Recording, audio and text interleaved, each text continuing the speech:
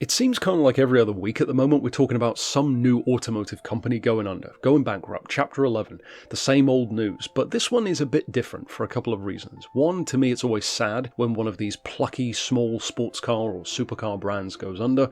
See TVR, see Marque, see Spiker, see Mosler, basically every brand that I love, in other words, seems to go under, so clearly my taste is leaning in one direction, I guess, when it comes to financial success. In the case of this particular one though, a brand which I'm sure more than a few of you are familiar with, Radford, there seems to be a bit more going on than just financial bad decisions. This one is a bit odd because not only are they filing for Chapter 11 bankruptcy, they are also being sued because they took very, very large deposits from multiple buyers which were never refunded even multiple years later and have apparently never delivered any of those cars, despite the fact, and here's a direct quote from one of the guys involved, Ant Anstead, because of course it's primarily known for being a joint venture between him and of course Jenson Button, which is a name you should be familiar with of course, and back in 2023 or so he said, "We've sold a number of cars to collectors all over the world and we are now delivering those cars." Well, for the people who are suing Radford, I don't think that seems to be the case, because apparently some of the deposits that people have put down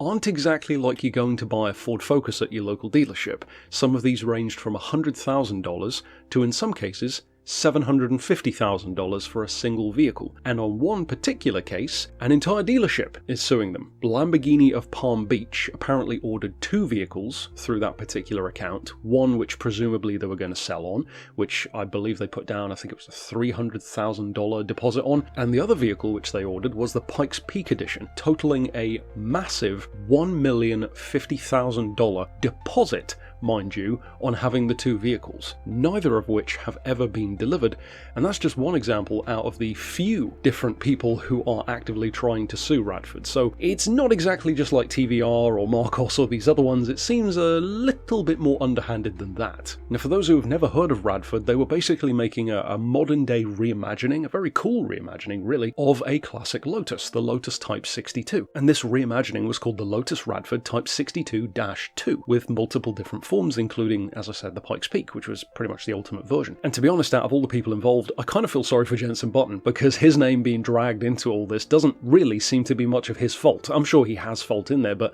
it seems more so the people he's surrounded him with here, and of course that's purely speculation. He could be useless at running a company for all I know, but I don't know. But regardless of how it pans out, as I said, they are filing for Chapter 11.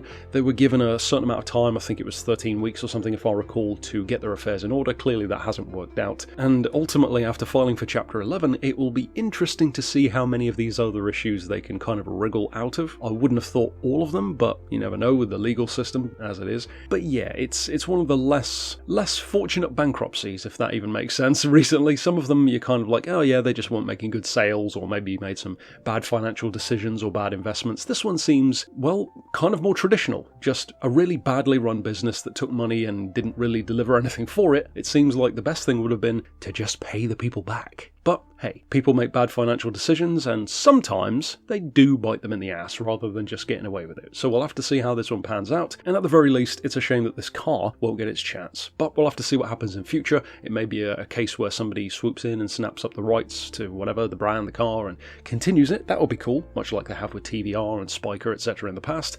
And of course, watch this space, I guess, to see if the Radford comes back in some form. But that's it for this bit of news. I've got another one coming later on today, a much more positive one actually, about a resurgence of a classic concept car which is finally reaching production. So stick around for that, and thanks for watching.